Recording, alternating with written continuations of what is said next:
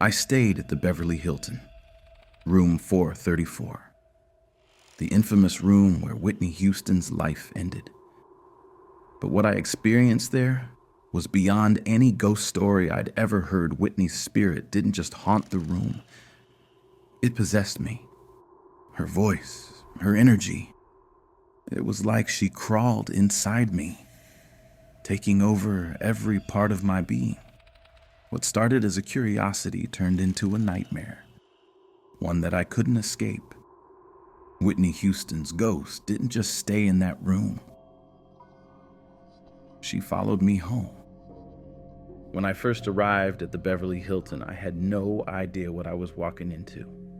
I knew the history. Room 434 had become infamous after Whitney Houston's tragic death, but I figured it was all just superstition. Famous people die in famous places all the time.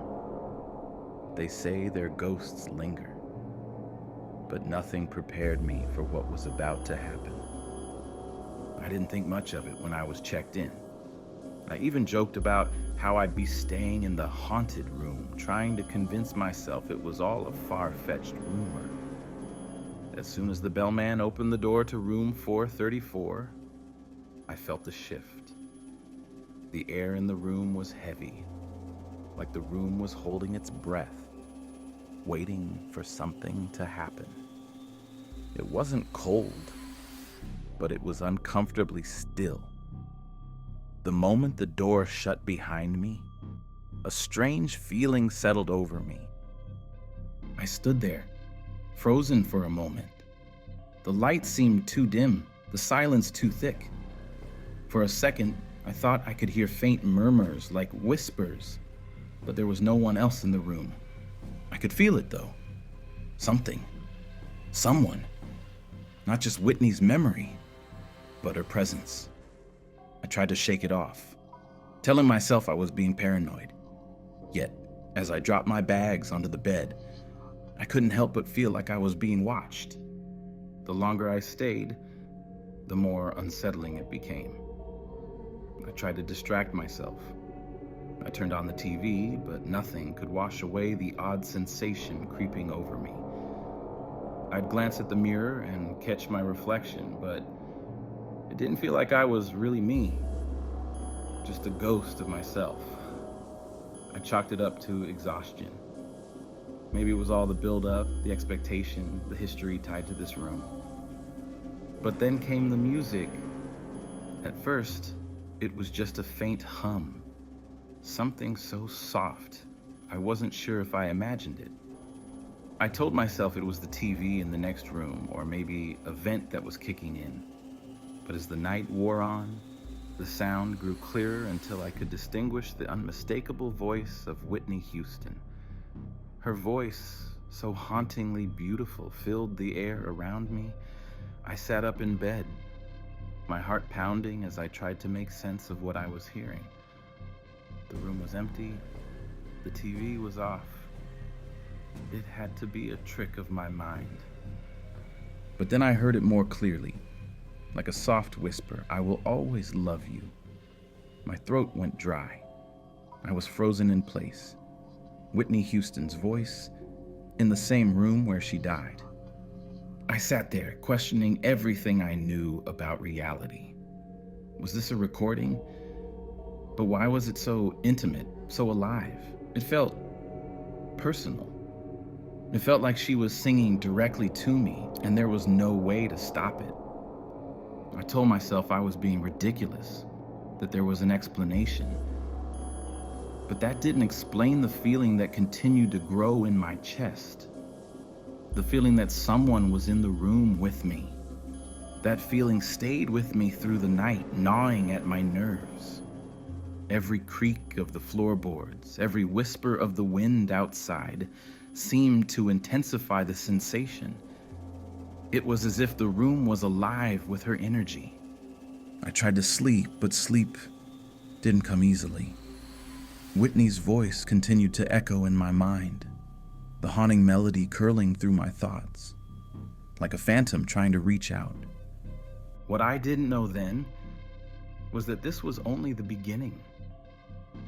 the beginning of something much darker than a song, something far worse than a ghost. The first night I spent in room 434 felt like a lifetime. I tried to shake off the strange feelings, but when I finally managed to fall asleep, that's when it started. The dreams. They weren't dreams in the way you think. They were real. I remember it so vividly. One moment, I was just lying in bed, eyes closed, but the next thing I knew, I was standing on a stage. The lights were blinding. The crowd's roar deafening. I could feel the heat of the stage lights on my skin. It felt so real that I could almost taste the sweat trickling down my neck, the echo of 100 eyes on me. I looked out into the crowd, but there was no crowd. It was just darkness, pressing in from every side. And then I started to sing. But it wasn't me singing. It was her. Whitney Houston's voice poured out of my mouth like it was always meant to be there. I could feel every note, every word, every emotion coursing through me. It wasn't just a song. It was her soul laid bare, filling every part of me. I will always love you. I didn't even have to think about it. Her voice was mine, and I was performing for an audience that didn't exist. The strangest part, I wasn't just singing the song, I was living it. Her pain, her power, her vulnerability. It felt like I was experiencing everything she ever went through in that one moment. Every note I sang wasn't just from my mouth, it was from her soul. And with every breath, I could feel her taking over just a little more.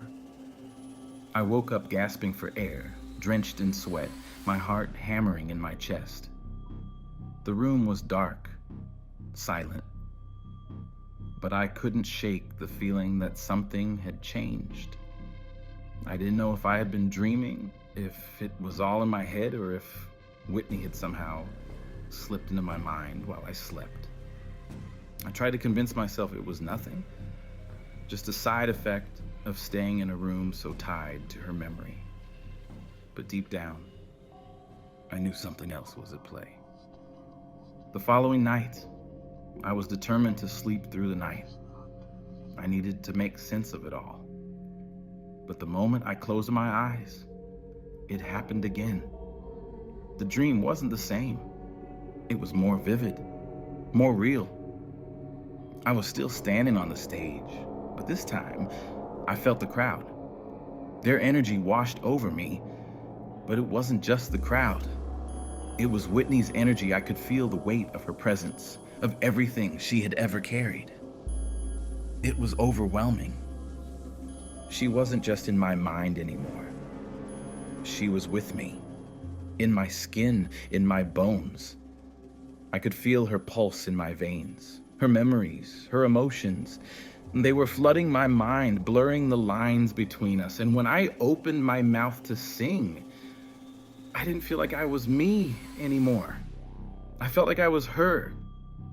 I couldn't wake up. It wasn't just a nightmare. It was an invasion.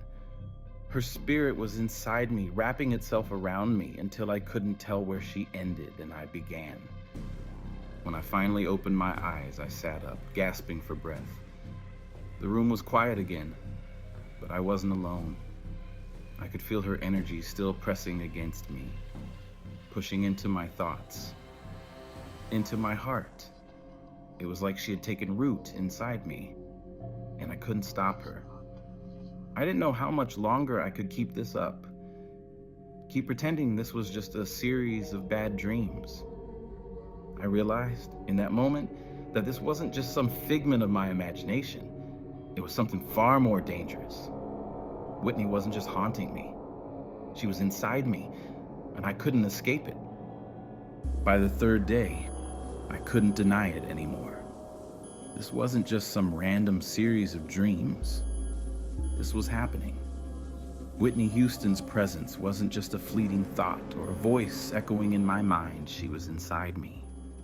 I could feel her energy, her essence, like a current of power running through my veins. I could hear her voice in my head, clearer now, like she was speaking directly to me, pushing me, urging me to perform. I tried to brush it off.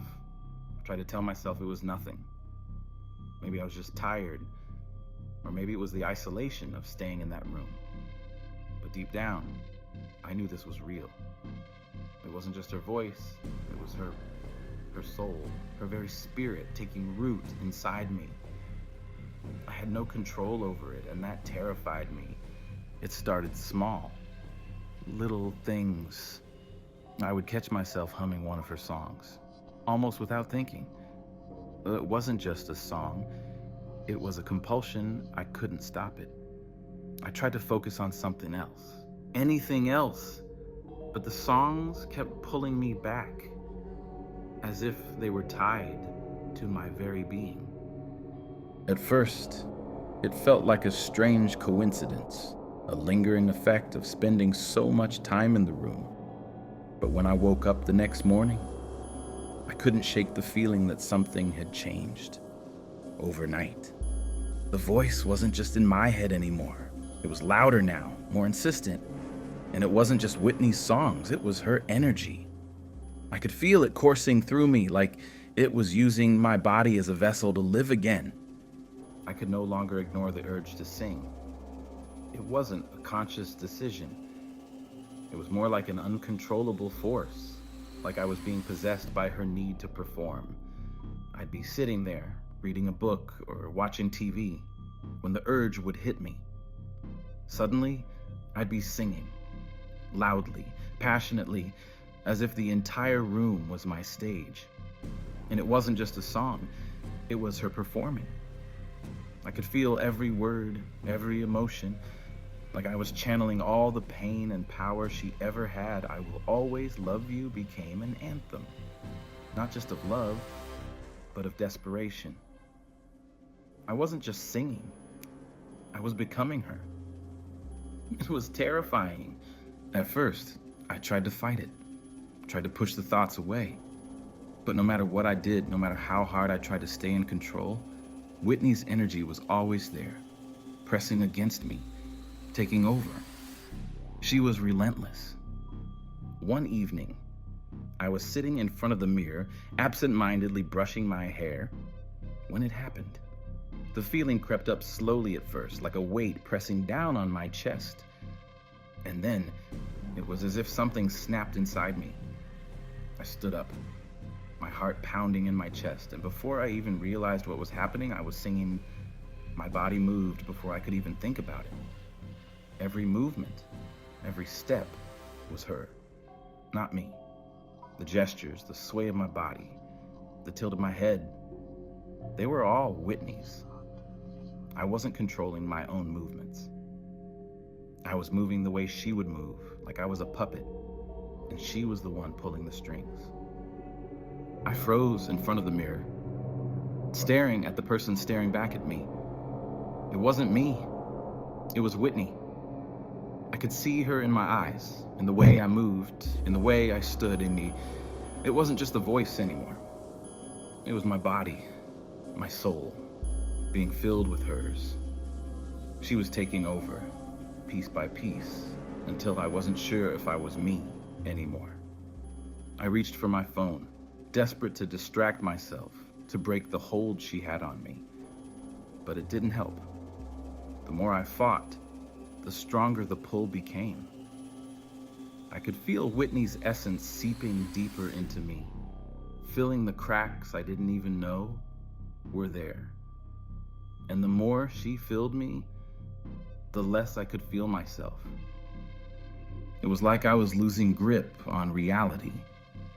I was stuck between two worlds, my own and hers, and she was winning.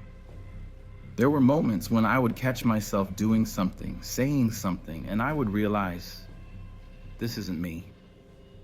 It wasn't just the way I moved or the way I sang. It was the way I thought, the way I felt. Whitney's emotions, her fears, her desires, they were becoming mine. I was slipping further and further into her life, into her skin. I was becoming her. And that wasn't something I could undo. I could feel it happening. Whitney's energy wasn't just a presence anymore.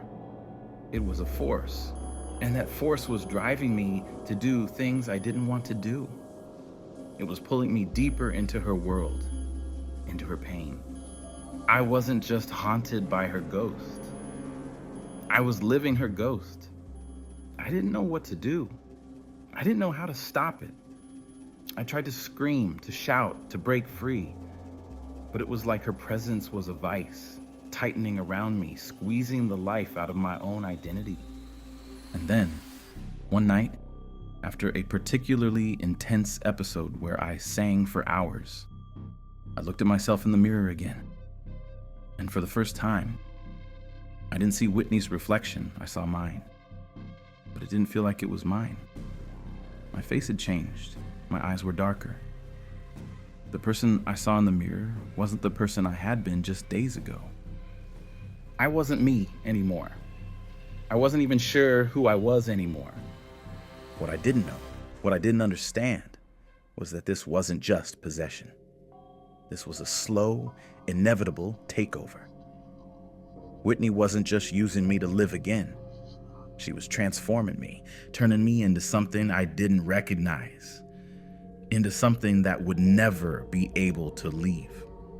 It wasn't just the voice anymore. It wasn't just the dreams or the fleeting glimpses of Whitney's reflection. No, it was something far worse, something I couldn't escape. I was losing control, not just of my body, but of my mind. Whitney's spirit was no longer just whispering to me, not just urging me to sing. It was pushing me, pulling me, demanding that I perform, that I become her in every sense. It started with small moments. I'd be sitting at the desk, scrolling through my phone, and suddenly the urge would hit. A song would start playing in my head, and I'd find myself singing along, my voice echoing in the room, louder and louder. The more I tried to stop, the louder it became, until I couldn't tell where her voice ended and mine began. It was like an uncontrollable force, like I was being possessed by the need to sing, to perform. But it wasn't just about the songs anymore. It wasn't about singing in the privacy of my room. No, this feeling was different. It was an overwhelming, suffocating need to be seen, to be heard. I wanted to stand on a stage, under bright lights, with people watching. I wanted to feel their eyes on me, feel that rush of adrenaline that only comes when you're performing. I wanted to be noticed. But here's the thing. I wasn't the one who wanted it. I knew, deep down, that it wasn't me pushing myself forward. It was Whitney. She was inside me, using me like a vessel, forcing me to relive the glory of her fame, the highs and lows of her career. It was as if she needed to perform, needed to feel the energy of an audience, needed to keep her legacy alive, and I was the one she was using to do it. I couldn't stop it. It wasn't just a passing thought. It wasn't a passing urge. It was a compulsion, an overwhelming force that took over my every move. It didn't matter if I was in the bathroom, in the hotel lobby, or sitting quietly in the room. If the urge hit, I had to perform. One night, it got worse. I was sitting by the window, staring out at the city below, when the urge took over. Without even realizing what I was doing, I stood up and started walking to the center of the room. My body moved before I could think. My feet carried me to the spot where I stood for a moment, frozen, unsure of what was happening. But then, as if someone had flipped a switch, I began to sing. The first note was shaky, but it didn't matter. It wasn't me anymore. It was Whitney. her voice pouring out of me, her energy filling the space around me. It wasn't just the voice, it was the presence. I could feel her inside me, taking control of my every move. The energy in the room shifted, and suddenly, it was as though I was standing on a stage again, just like in my dreams. I could feel the rush, the intensity of the moment, the pressure of the crowd's gaze on me, even though no one was there. The more I sang, the more powerful it became. I moved with confidence, with a grace I'd never known before. I was no longer myself. I was her. The gestures, the expressions, the way I swayed to the music, they were all Whitney. The more I let go, the more it felt like I was merging with her, like we were becoming one. But then, something snapped. As I stood there, lost in the performance, I suddenly became aware of what was happening. It wasn't a performance for me anymore. It wasn't just a way to channel her spirit. No, it was a desperate, suffocating need for her to live. I could feel the weight of her life, the weight of the fame, the pressure she had always carried. It wasn't just about the songs. It was about everything she had experienced. Her pain, her joy, her heartache, and her loss. It was all pouring into me, consuming me. I tried to stop. I tried to take control, but I couldn't. It wasn't just the songs anymore. It was everything she had gone through, everything she had experienced in her career and life. I was her, and I wasn't sure where I ended and she began anymore. The room spun as I sang, the energy around me becoming overwhelming, my vision blurred, and I felt like I was about to collapse.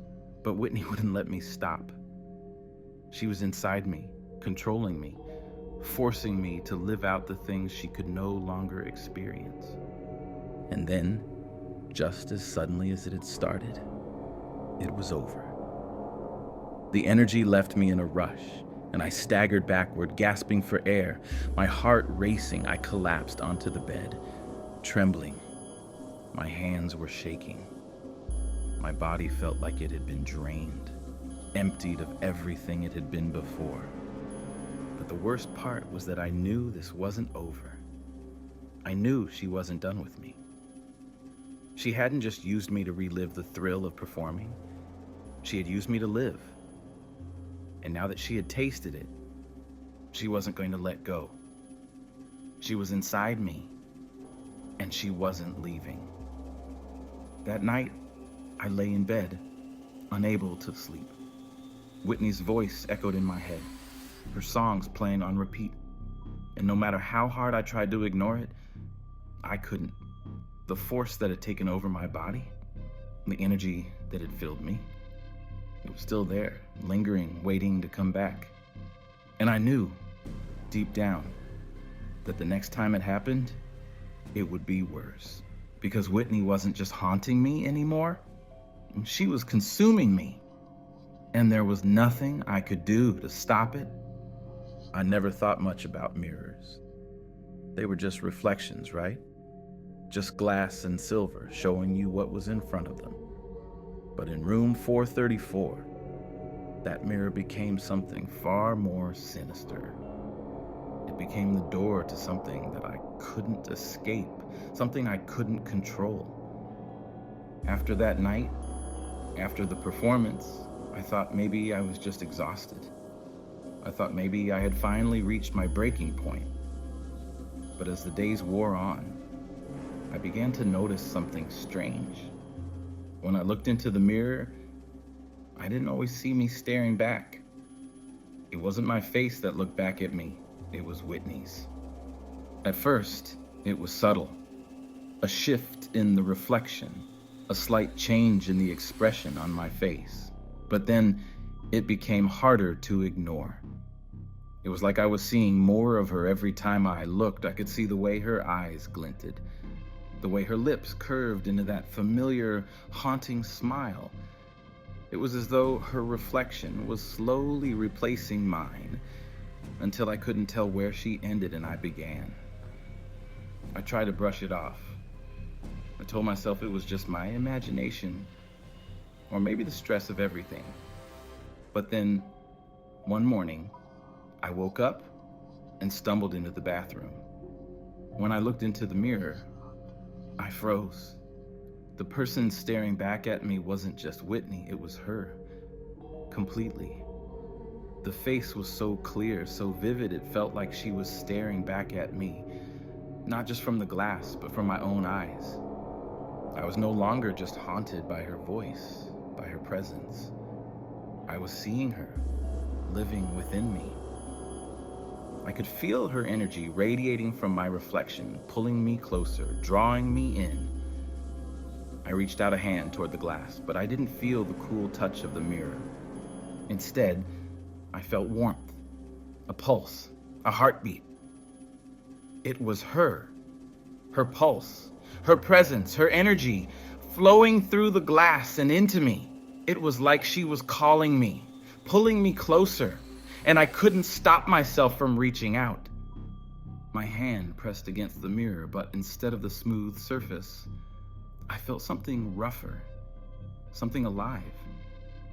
I yanked my hand back.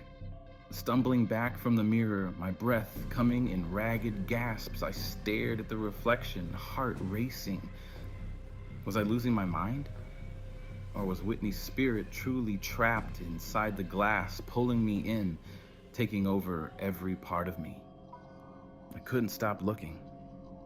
I didn't want to look, but I couldn't tear my eyes away. The more I looked, the more her reflection became real.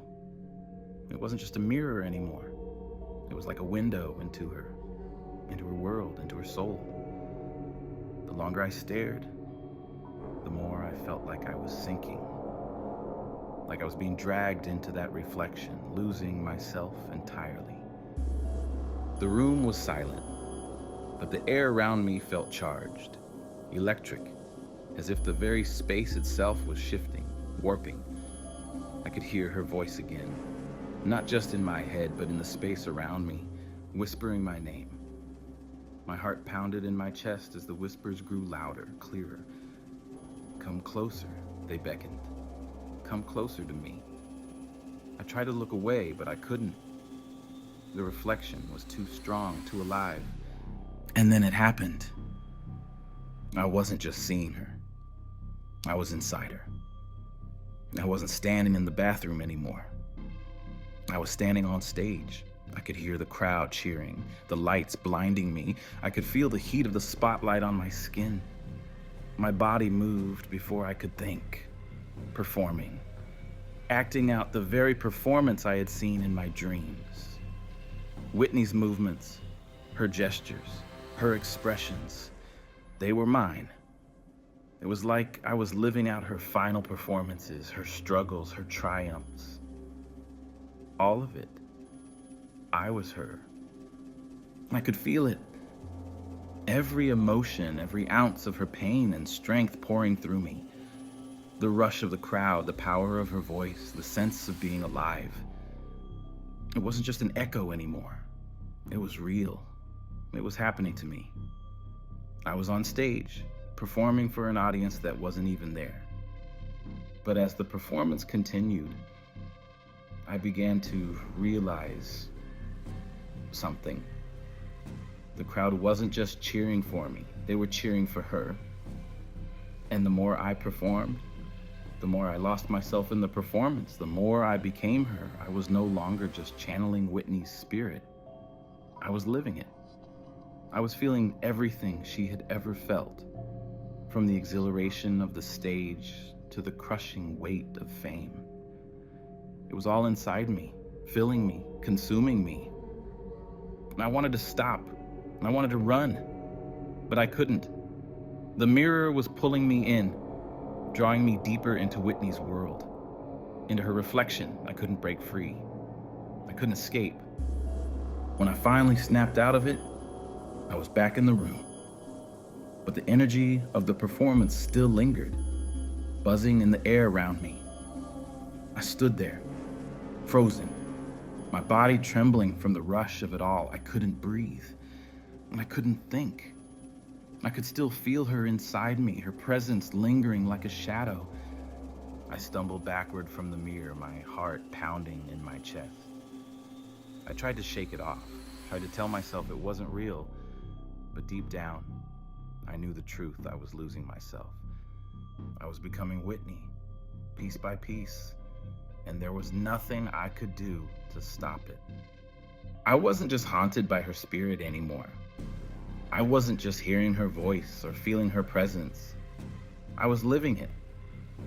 And every time I looked into the mirror, I was pulled deeper into her world. And I didn't know how much longer I could hold on to my own. I should have left. I should have walked out of that room and never looked back. But I didn't. I stayed because I couldn't. Whitney's hold on me had grown too strong. It wasn't just a haunting anymore. It was a complete takeover. I couldn't fight it anymore. I didn't know who I was anymore. By now, the days had blurred together.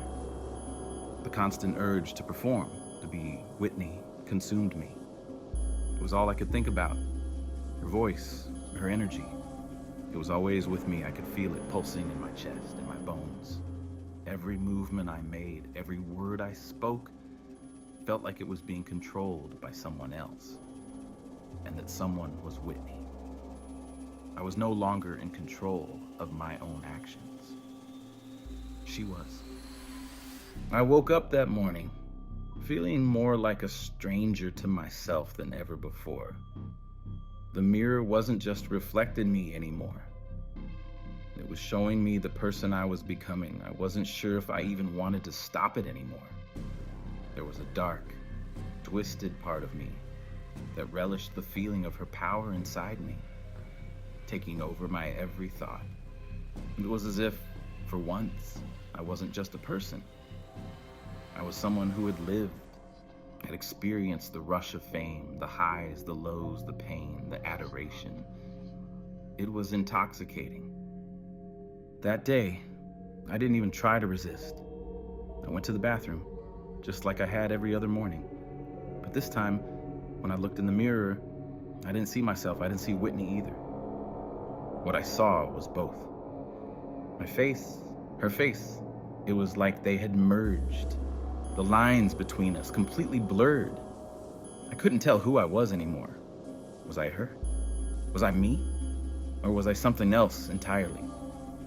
I stood there, staring at the reflection, unable to look away. The urge to sing hit me again, stronger than ever. But this time, I didn't have to force it. I wanted to sing.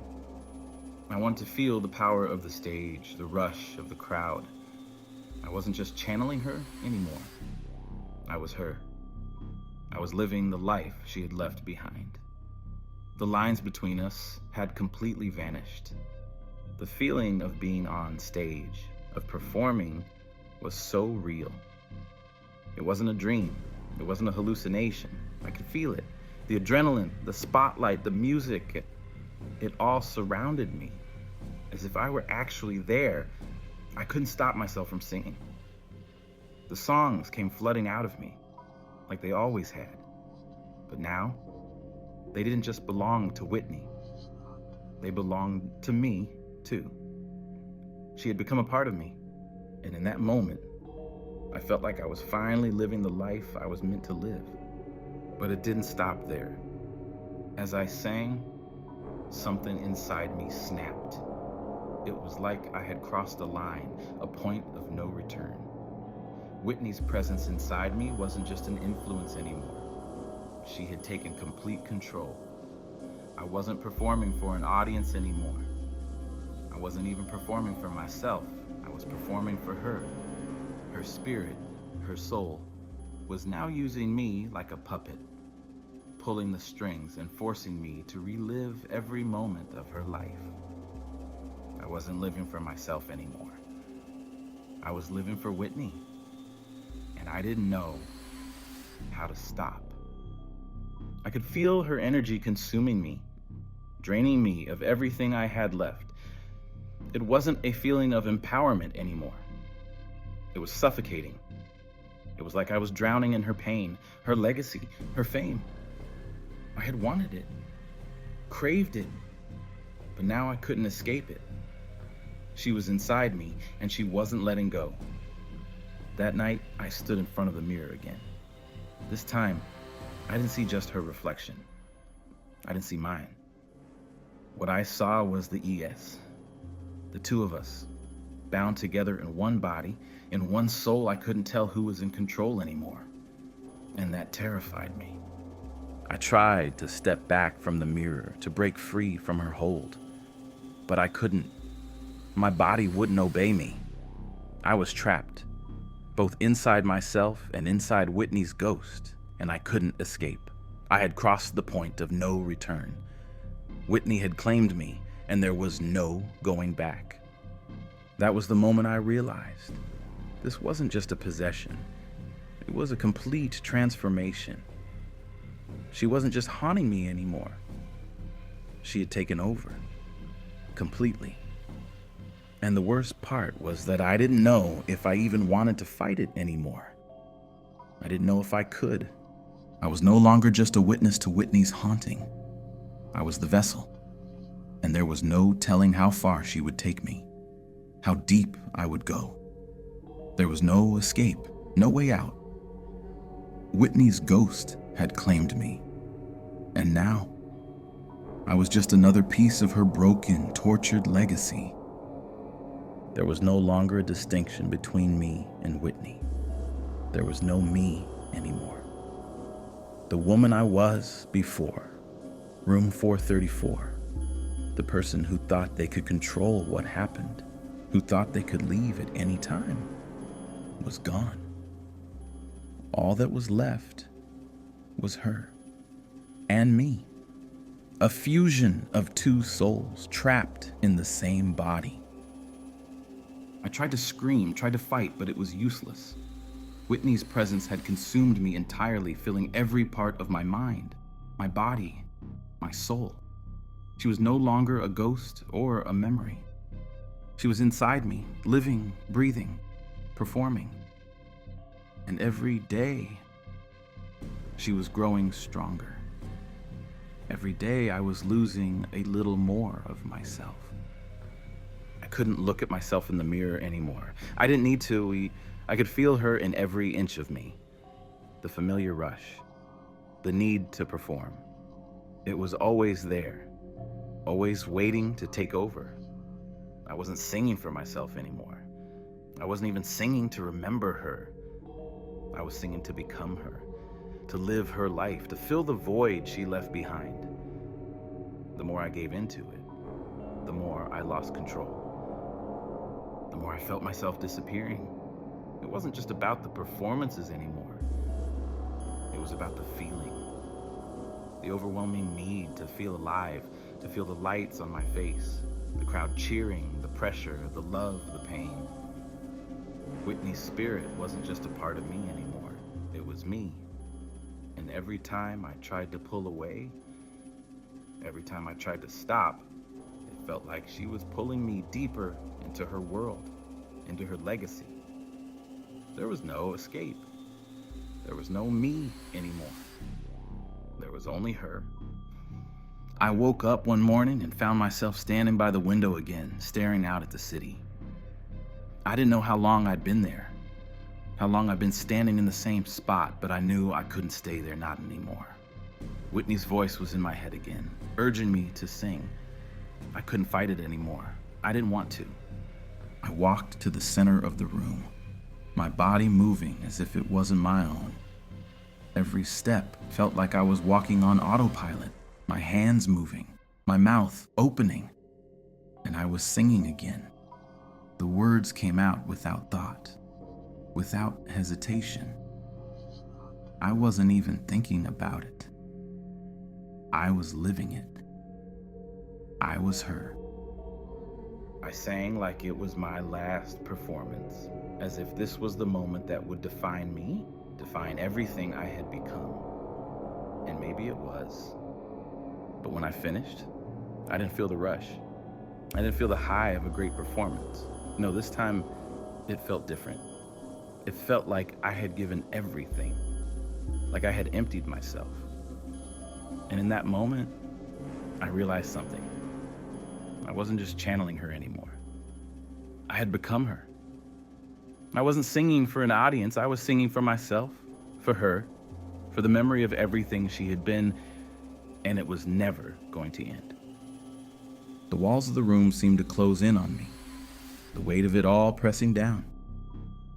I wasn't sure if I was alive or dead, if I was trapped in a nightmare, or if I had truly become part of Whitney's ghostly existence. But what I did know was this: I was no longer in control. She had taken me completely. There was no me. There was only her. Forever. I stumbled backward, falling onto the bed. My breath was ragged, my heart pounding in my chest. Whitney's spirit had filled me, consumed me, and now I was trapped in her world. The world of fame, of performance, of the pain she had felt. It wasn't just a haunting, it was an eternity. She had found her way back to life through me, and now she would never let go. The last thought I had before everything went black was that I would never leave room 434. Not truly. Whitney's ghost didn't just haunt the room she had taken over me. And now, I was the one trapped. Trapped in her legacy. Trapped in her soul. Forever bound to the spirit that never let go. Final payoff. Whitney Houston's ghost didn't just haunt room 434. She became it, and once she chose me, she never let go. I thought I could escape, but I couldn't. I'm not me anymore. I'm not even sure I ever was. Whitney's spirit isn't just inside me. It is me.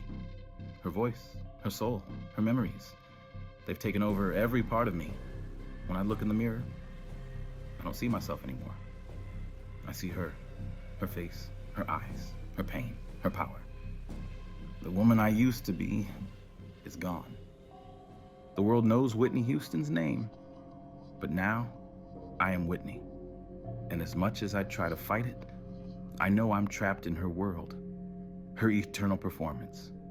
Her ghost has claimed me. I am the vessel, and she is forever inside. Room 434 didn't just take her life, it took mine too. And now, we're both bound to it, forever.